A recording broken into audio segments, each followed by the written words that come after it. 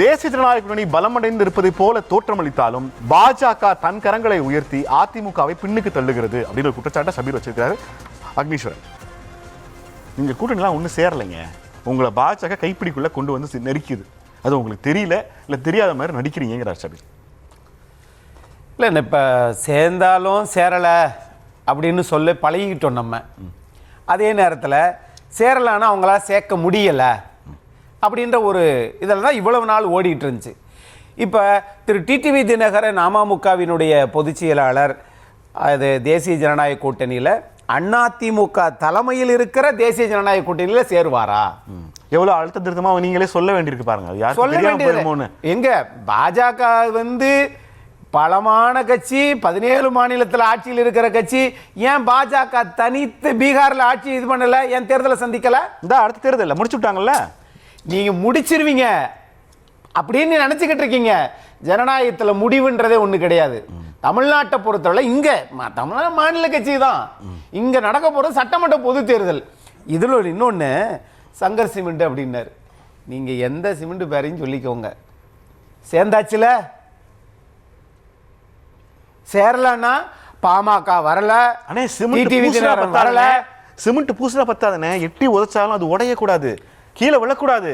நீங்க சிமெண்ட்டை பூசிட்டீங்க, அது ஒட்ட மாட்டேங்குதுங்கிறார். அதிமுகவினுடைய பொதுச் செயலாளர் 2021 வரும்போது இப்படித்தான் இருந்துச்சா? அப்பா பொதுக்குழுவே கூட வேணாம்பா எல்லாம் சொல்லிட்டாங்க, நம்ம தான் முதலமைச்சராக இருந்தோம், அடுத்த கட்சி நம்ம கண்ட்ரோல்ல வந்துடும் அப்படிதான் நினைச்சாரா என்ன? எவ்வளவு பிரச்சனைகள். இல்ல, ஒரு நிமிஷம். சிமெண்ட் என்ன வேணா இருக்கலாம், கொத்தனார் யாருன்றதுதான் கேள்வி. நீங்க சொன்னது கொத்தனார் சொன்னீங்கல்ல, கொத்தனார் யாருன்றதுதான் கேள்வி. கொத்தனார் பாஜகவா அதிமுகவா?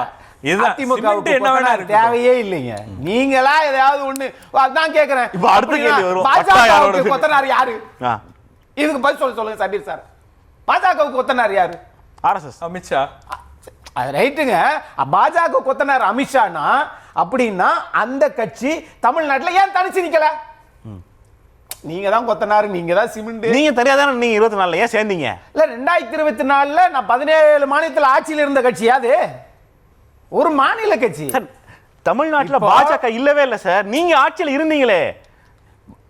ஆட்சியில் நான் அதிமுக இருந்தது. நீங்க தனியா நிக்க வேண்டியதானே? எதுக்கு தனியா தான் நின்று? பாஜக வேணாம். ஆனா 2021 தனியாவே நின்றது, கூட்டணியோட தானே நின்றது. அப்போ பாஜக எத்தனை சதவீத வாக்கு எடுத்து? நீங்க ஒரே நிமிஷம் எனக்கு புரிய வைங்க. 2021 நின்று தேர்தலை சந்திக்கிறீங்க, எதிர்கட்சி ஆவறீங்க. 24 இனிமே பாஜகவோட கூட்டணி இல்ல, 26 இல்ல, 31 இல்லைன்னு சொல்லிட்டு திரும்ப பாஜகவுக்கு போனா இதுல யார் பலவீனமானவங்க? அரசியல்ல இதெல்லாம் சகஜம் சார். நீங்க புதுசா கூடா நட்பு கேடாய் முடியுதுன்னு சொல்லி 3 தேர்தலை வெற்றி பெற்றுட்டு இன்னைக்கும் கேசி வேணுகோபாலை வச்சு ஒரு குழு ஒண்ணு போட்டுட்டு அது யாருப்பா முடிவெடுப்பா? தலைமை தான் முடிவெடுப்போம். அவர் சொல்றாரு தாவேகாவை ஆதரிச்சு பிரவீன் சக்கரவர்த்தி பேசினாரு. அவர் அண்ணன் செல்வ பெருந்தகை நடவடிக்கை எடுக்கிறாங்க. அதிமுக வலிமை அடையலையே. வலிமை அடையல நான் கேக்குறேன். நான் இப்படி கேக்குறேன், நீங்க கேட்ட கேள்வி எல்லாம் சரிதான். ஓபிஎஸ் கூட போனவங்க எல்லாம் எங்க? என்ன சார் இது? ஆனால் எடப்பாடி பழனிசாமியிடம் இருந்தது நிறுவனம் இருக்கிறது, சின்னம் இருக்கிறது, 2 உச்சநீதிமன்ற தினேஷ் மகேஸ்வருடைய தீர்ப்பு இருக்கிறது, பொதுக்குழு 2 பொதுக்குழு செல்லும், அந்த தீர்ப்பு செல்லும். அண்ணே கட்சிக்கு உங்களோட தானே, கட்சி பிரச்சனையே இல்லனே. மக்களும் அதிமுக பொதுச் செயலாளர் யாரு கேள்வியே கேட்கல. 85 மாவட்ட கழக செயலாளர் யாரோட இருக்காங்க சார்? நீங்க சொல்லுங்க. மக்கள் யாரோட இருக்காங்கங்கறத கேள்வி. மக்கள் அதிமுகவுடன் இருப்பதனால் தான் இவ்வளவு நான் கேக்குறேன். பாஜக அதிமுக தோல்விங்கறாங்கனே. 10 தோல்வி, 13 தோல்வியில தோத்து போன இவங்க எல்லாம் எல்லாம் தொடர்ந்து 2011 பொது தேர்தலா இருக்கட்டும், அதுக்கு முன்னாடி இருந்ததா இருக்கட்டும், எதிர்க்கட்சியாவே வர முடியாத திமுக இன்னைக்கு 3 இதுல வெற்றி பெற்றோம்னு சொல்லி மார்தட்டுகிற போது அதிமுக 31 வருஷம் ஆண்ட கட்சி.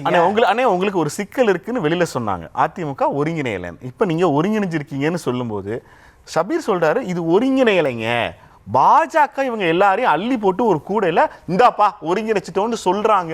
இவர்கள் பேசுவது ஆனால் அந்த மடம் ஆகாட்டி சந்த மடம் சொல்லி சொல்றது மாதிரி கூட்டணி சேர்க்க முடியலன்னு சொன்னீங்க. ஏப்பா மெகா கூட்டணின்னு மாண்புமிகு எதிர்கட்சி தலைவர் அதிமுக போய்ச்சாலும் சொன்னாராப்பா? எந்த கட்சிப்பான்னு கேட்டீங்க. பாஜக அதிமுகவுடன் கூட்டணி வச்சிருக்குது.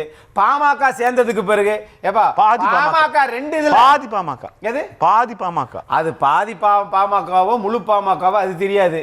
ஆனால் அந்த கட்சியினுடைய அடுத்த பாருங்க அதிமுக முழுசா இருக்கான்னு தெரியல, பாமக முழுசா இருக்கான்னு தெரியல. அப்ப முழுசா இருக்குதுன்னா நீங்க எல்லாருமே வந்து நேற்றைக்கு பிரதமர் இந்திய நாட்டினுடைய பிரதமர் சொன்னது மாதிரி 3-4 வம்சாவளி வாரிசுகளை வைத்திருந்தால் முழுசா இருக்கும். இது அப்படி இல்லையே. ஒரு சாமானிய கட்சி ஒரு பொதுச் செயலாளரை இன்னைக்கு வந்திருக்கிறாருன்னா 74 ஒரு கிளைக்கழக செயலாளர் அப்படிதான் நம்ம பாக்குறோம். ஒரு முறை முதலமைச்சரா இருந்தார்ல, இன்னொரு சாமானியர் முதலமைச்சராக்குங்க. எப்படி ஒரு முறை முதலமைச்சர் ஆயிட்டார்ல, இன்னொரு சாமானியர் முதலமைச்சராக்குங்க. இதே கிளைக்கழக செயலாளர் இருந்து வந்தவங்கள. நல்ல கேள்வி சார் நெல்சன் சார். நீங்க எங்கிட்டு போனாலும் கிடுக்குப்பிடி போடுவீங்க. உங்க கேள்வியை நான் ரசிக்கிறேன். சொல்றேன், ஒரு முறை முதலமைச்சராக இருந்து அந்த கட்சி முதலமைச்சராக்கிச்சு. இந்த முறை மக்கள் ஆதரவோடு எடப்பாடி பழனிசாமி முதலமைச்சர் ஆவார். அந்த வாய்ப்பு அதிமுகவில் ஒரு தொண்டை கூட பொதுச் செயலாளர் முடியல. முடிஞ்சிருக்கல. வேலுமணி ஆக்குங்க. முடிஞ்சிருக்கல. தங்கமணி ஆக்குங்க. நீங்க இதெல்லாம் வந்து இது விதண்டாவாத. நீ வந்து எடப்பாடி பழனிசாமி மட்டும் தான் அதிமுக ஒரே தொண்டரா? இதே வேற யாரு கிளைக்கழக செயலாளர் எந்திரிச்சு மேலே வரவே இல்லையா? இதே கேள்வியை நீங்க திமுகவுல வைக்கிறீங்களா? திமுகவுல கேப்பீங்களா? தொண்டர்கள் முதலமைச்சராலாம் நாங்க சொன்னோமா நீங்க சொன்னீங்களா? அதுதானே விதி. திமுக குடும்ப அரசியல் அதுல வர முடியாது.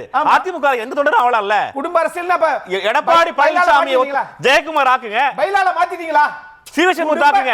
திமுக இது குடும்பம்னு சொல்லி பைலாவல மாத்திட்டீங்களா? அப்ப சட்ட விதியை மாத்தாம வெறுமனே வந்து வாய்ஸ் அவுடா இல்ல நாங்க தான் எங்களை மீறி யாரும் இல்ல. அக்கா கனிமொழியை கூடவா கொண்டு வர மாட்டேங்கிறீங்க? ஆனா அவங்க திகார் சிறைச்சாலையில மட்டும் அவங்க போயிடணும். ஆனா ஆட்சி அதிகாரம் தலைவர்லாம் நீங்க வந்துடணும். இந்த நிலைமை அதிமுகவில் இல்லை. இவர் சார் சொல்றாரு பாஜகவுல தான் இருக்குது. ஏங்க பாஜக இப்ப வந்த கட்சிங்க.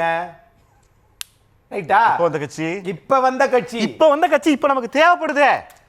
காங்கிரஸ் உங்களுக்கு திமுகவுக்கு தேவைப்படுதுல. ஆளும் பலமான கட்சி திமுக. ஆமா. காங்கிரஸ் தேவைப்படுதுல. வேணாம்ப்பா காங்கிரஸ் வெளியே போட்டும்பா. காங்கிரஸ் திமுகவை மடக்க நினைக்கலையே. காங்கிரஸ் திமுகவை அடக்க நினைக்கலையே. காங்கிரஸ் திமுகவை மிரட்ட நினைக்கலையே. அப்ப அக்கா ஜோதிமணி அக்கா, அது மாதிரி கார்த்திக் பா சிதம்பரம், அது மாதிரி அந்த கட்சியில் இருக்கக்கூடிய எல்லாருமே எதுவுமே பேசல. அப்ப அங்கேயும் மிரட்டுறாங்க, இங்கேயும் மிரட்டுறாங்க. ஒத்துக்கலாம். அதனாலதான் இப்ப சொல்ல வந்த நல்ல கேள்வி. மாநில கட்சிகள் தமிழ்நாட்டை பொறுத்தளவுல தேசிய கட்சிகளுக்கு அதிக சீட்டுகள் கொடுத்தால் இங்கு தேசிய கட்சிகள் தான் மண்ணை கவ்வும். இன்னைக்கு நான் ஒரு உறுதி வாங்குறேன். திமுகல காங்கிரஸுக்கு என்ன தொகுதி ஒதுக்குறாங்களோ அதை விட கம்மியா ஒரு தொகுதி அதிமுக பாஜகவுக்கு ஒதுக்கிட்டாங்கன்னா நீங்க தேசிய கட்சியில கரெக்டா டீல் பண்றீங்கன்னு அர்த்தம். ஓகேவா? அப்போ உங்களால முடியாது. சரி சரின்னு சொல்லுங்க. அப்படி கிடையாது. காங்கிரஸுக்கு திமுக ஒதுக்குவதை விட அதிமுக பாஜகவுக்கு குறைவாக ஒதுக்கு உங்களால இப்ப சொல்ல முடியுமா? அது அதிமுகவினுடைய பொதுச் செயலாளர் கண்டிப்பாக செய்வார். அவ்வளவுதான். இந்த அக்னீஸ்வரோட பதிலை இந்த அவை பதிவு செய்கிறது. விடிவு காலம் அவை பதிவு செய்கிறது. ரகுமான் சார், எனக்கு ரொம்ப முக்கியமான ஒன்று, அதிமுக ஒருங்கிணைப்பை பிடிக்காதவங்க எல்லாம் சேர்ந்து இந்த கட்சி வந்து ஜெல்லாவலன்னு சொல்றாங்க. நீங்க எப்படி பாக்குறீங்க தேசிய ஜனநாயக கூட்டணியுடைய இந்த இணைவை? தேசிய ஜனநாயக கூட்டணி தோற்றத்தில் பலமடைந்திருக்கிறது, சாராம்சத்தில் பலவீனமாகி இருக்கிறது. எப்படி? இப்போ தோற்றம் வந்து பார்த்தீங்கன்னா டிடிவி தினகரன் வந்திருக்கிறாரு, அன்புமணி வந்து சேர்ந்திருக்கிறார், ஏற்கனவே அதிமுக பாஜக கூட்டணியாக இருக்கிறாங்க. ஸோ அப்போ கட்சிகள் அதிக எண்ணிக்கையில் சேரும் பொழுது அவங்களுடைய பலம் அதிகரித்திருக்கிறதா அவங்க சொல்கிறாங்க. சாராம்சத்தில் பலவீனம் என்னன்னா, முதல்ல அதிமுகவுக்கும் பாஜகவுக்குமே ஒரு ஒட்டுப்பிணைப்பு உருவாகவே இல்லை. காரணம் என்னன்னு சொன்னா, இது வந்து கூட்டணி ஆட்சியா அதிமுகவுடைய தனிப்பெரும்பான்மை ஆட்சியாங்கிறதுல ஏற்கனவே அதிமுகவுக்கும் பாஜகவுக்கும் கடுமையான முரண்பாடு இருக்கு. எடப்பாடி பழனிசாமி ஒன்னு சொல்லிட்டு இருக்கிறாரு, பாஜக ஒன்னு சொல்லிட்டு இருக்கு. இப்ப புதுசா வந்து அன்புமணி வந்திருக்கிறாரு. அன்புமணி முழுமையான பாமக இல்ல, ராமதாஸ் இன்னும் வெளியில தான் இருக்கிறாரு. இது இல்லாம இப்ப டிடிவி தினகரன் வந்திருக்கிறார். டிடிவி தினகரன் செய்தியாளர் சந்திப்புல என்ன சொல்றாருன்னா, தேசிய ஜனநாயக கூட்டணி ஆட்சி அமையும் ஒரு எடப்பாடி பழனிசாமியை பக்கத்துல வச்சுக்கிட்டே சொல்றார். அப்போ எடப்பாடி பழனிசாமி தனித்து விடப்பட்டிருக்கிறார். பாஜக கொண்டு வந்த பாமகவும் டிடிவி தினகரனும் அவங்க கூட்டணி ஆட்சி என்பதை வலியுறுத்தி கொண்டிருக்கிறார்கள். இந்த பலவீனங்களை அவங்க இலைமறை காய்மறையா கூட வச்சுக்க முடியல என்று சொல்லும் பொழுது மக்கள்ல பாஜக தனக்கு நெருக்கடி கொடுத்து ஒரு கூட்டணி அமைச்சரவையை உருவாக்க ட்ரை பண்ணுதுன்னு கூடவா எடப்பாடி பழனிசாமி அவர்களுக்கு தெரியாது? தெரிஞ்சு போய் சேர்ந்திருக்கிறாரு பாருங்க, அதான் பிரச்சனை. அது அவருக்கு நல்லா தெரிஞ்சிருக்கு. அதனாலதான் அவர் ஒரு கூட்டத்திலையும் பேச்ச தொடங்கும் பொழுது அதிமுக தனிப்பெரும்பான்மையோட ஆட்சி அமைக்கும், இதை எந்த கொம்பனாலும் அசைக்க முடியாதுன்றாரு. எந்த கொம்பனை சொல்றாரு? யாருக்கு சொல்றாரு? பாஜகவுக்கு சொல்றாரா, திமுகவுக்கு சொல்றாரா? பாஜகவுக்கு சொல்வதாகத்தான் நம்ம பொருள் எடுத்துக்கொள்ள வேண்டியிருக்கு. ஏன்னா திரும்ப திரும்ப இவங்க தான் கூட்டணி ஆட்சின்னு சொல்றாங்க. சோ அப்ப இவர் போய் இப்படிப்பட்டவங்களை ஒண்ணு சேர்த்து கொண்டு அந்த குரலுக்கு மாறான ஒரு குரலை பேசுறாருன்னு சொன்னா அது மிகப்பெரிய பலவீனம்ல. இல்ல இப்ப அவர் என்ன சொல்றாரு, நீ இது வரைக்கும் சேரவே இல்ல அதிமுக ஒருங்கிணையலன்னீங்க. இப்ப ஒருங்கிணைஞ்ச பிறகு அது ஜெல்லாவலங்கிறீங்க. ஜெல்லானு சொன்ன உடனே இல்ல இது தொங்கு சட்டப்ப தான், தனித்தாட்சி அமைக்க முடியாதுங்கிறீங்க. தமிழ்நாட்டில் தொடர்ந்து ஊடகவியலாளர்கள் அதிமுக கூட்டணி ஒருங்கிணைவதை ஏனோ வெறுக்கிறார்கள் அல்லது தவிர்க்கிறார்கள் ஒரு குற்றச்சாட்டு இருக்கு. இல்லைங்க, நீங்க அதிமுக ஒருங்கிணைகிறத மற்றவங்க யாரும் தடுக்க முடியாது, அல்லது மற்றவங்க இதை யாரும் விருப்பத்திற்கு மாறாக போக முடியாது. அது அதிமுக தலைமை முடிவெடுக்க வேண்டிய விஷயம். இப்பவுமே பாருங்க, செங்கோட்டையன் தாவேக்கால இருக்கிறாரு, சசிகலா வெளியில இருக்கிறாங்க. ஓ பன்னீர்செல்வத்தோட நிலைமை என்னன்னே தெரியல. பாமகவில் பாத்தீங்கன்னா ஒரு பாதி தான் கூட்டணிக்கு வந்திருக்கு. இவங்க என்ன கணக்கீடு அடிப்படையில் வந்திருக்கிறாங்க? 21+18 சொல்றாங்க. இந்த 21+18க்கான ஆளை இப்ப இங்க கூட்டணியில் இல்லையே. யார் சொல்லும் பொழுது பத்திரிகையாளர்கள் அப்படி சொல்றாங்கன்னு சொன்னா எப்படி புரிஞ்சுக்க முடியும்? ஓபிஎஸ் அந்த 18ல அங்கம் வகிக்கிறாருங்கிறீங்க, ராமதாஸ் அங்கம் வகிக்கிறாருங்கிறீங்க. அவங்க இருக்கிறாங்க, சசிகலா இருக்கிறாங்க, பாமகங்கிற முழுமையான ஒரு கட்சி இருந்தது. இப்ப ராமதாஸ் தனியா இருக்கிறாரு. இப்போ டிடிவி தினகரன் கட்சியிலே கூட பாத்தீங்கன்னா அதிருப்தி குரல்கள் எழுந்திருக்கின்றன. இப்ப இவர் போய் எடப்பாடி பழனிசாமி ஆதரிச்சு நின்றுட்டு இருக்கிறார், அது எப்படி ஏற்பதுன்னு கேட்கிறாங்க. அவர் என்ன சொன்னார்னா, துரோகத்தை வீழ்த்துவது ஒன்றுதான் எங்களுடைய நோக்கம்னு அவர் சொன்னார். அவரு வேற எந்த நோக்கமே இல்லைன்னு சொன்னார். அம்மாவின் விசுவாசிகள் ஒன்றிணைவோம், குடும்ப திமுக ஆட்சியை அகற்றுவோம். அதான் இந்த பேச்ச நீங்க ஒரு 6 மாசத்துக்கு முன்னாடி பேசியிருந்தீங்கன்னா வேற. ஆனா என்ன சொல்லிட்டு நீங்க தேசிய ஜனநாயக கூட்டணியில இருந்து வெளியில வந்தீங்க? வெளியில என்ன சொன்னீங்க? எடப்பாடி பழனிசாமியை முதலமைச்சர் வேட்பாளராக இப்ப ஏற்கிற பேச்சுக்கு இடம் இல்லைன்னீங்களே. அந்த பேச்ச மக்கள் எப்படி பார்ப்பாங்க? அன்புமணி இருக்கிறாரு, அவர் எடப்பாடி பழனிசாமி என்னென்ன பேசியிருக்கிறாரு? எடப்பாடி பழனிசாமி அன்புமணி உங்களுக்கு தெரியாதா? ஒரு அரசியல்ல எதிரில இருக்கிற போது தலைவர்கள் மீது வச்ச விமர்சனங்களை திரும்ப அவங்க இணையும் போது நம்ம சுட்டி காட்டலாம். ஆனா அதுவே அந்த கூட்டணி ஜெல் ஆகல, அந்த கூட்டணி பொருந்தா கூட்டணி வெற்றி பெறாது நம்ம சொல்ல முடியல. திமுகவும் காங்கிரஸ் 2014 பேச்சாத பேச்சா, கூட்டணி ஜெல் 2024 ஜெயிக்கலையா? கூட்டணிக்குள்ள ஒரு ஒட்டுப்பிணைப்பு உருவாகிறது நாம பேசுறது அல்ல, மாறாக மக்கள் இந்த கூட்டணியை எப்படி பெர்சீவ் பண்ணிக்கிறாங்க, மக்களுடைய பெர்செப்ஷன்ல இந்த கூட்டணி என்னவாக இருக்கிறது, அதை நம்ம பார்க்கணும். அந்த அடிப்படையில தான் நம்ம அவங்களுக்குள்ள ஒரு ஒட்டுப்பிணைப்பு உருவாகலன்னு சொல்றது. அதாவது இவங்க ஒண்ணா மேடையில ஒரு உதாரணம் சொல்லுங்களேன், எனக்கு புரியுற மாதிரி சொல்லுங்களேன், எளிய மக்களுக்கு புரியுற மாதிரி. இந்த கூட்டணி இந்த ஒட்டுப்பிணைப்புங்கிறது எப்படி சொல்றீங்க? இப்ப மேடையில எடப்பாடி பழனிசாமி, டிடிவி தினகரன், அன்புமணி எல்லாரும் ஒண்ணா உட்கார்ந்து செய்தியாளர்களை சந்திக்கிறாங்க. இதுதான் பாத்தீங்கன்னா அந்த கூட்டணிக்குள்ள ஜெல் ஆயிடுச்சு என்பதனுடைய பொருளாக அவங்க நினைத்துக் கொள்ளலாம். ஆனா இந்த தோற்றம் இருக்குல்ல, இவங்க ஒன்னா உட்கார்ந்து இருக்கிற இந்த காட்சி இருக்குல்ல, இந்த காட்சி மக்கள் மத்தியில் எப்படி கேலி பொருளாக மாறுகிறது நீங்க பாருங்க. அப்படி கேலி பொருளாக மாறும் பொழுது இவங்க ஒன்னா சேர்ந்ததற்கான பலனை கூட தேர்தலில் இவங்க அறுவடை பண்ண முடியாது. இல்ல எதை வச்சு அந்த மக்கள் இந்த கூட்டணியை, இந்த தலைவர்களோட ஒருங்கிணைப்பை கேலி பொருளா பாக்குறாங்கன்னு எதை வச்சு சொல்றீங்க?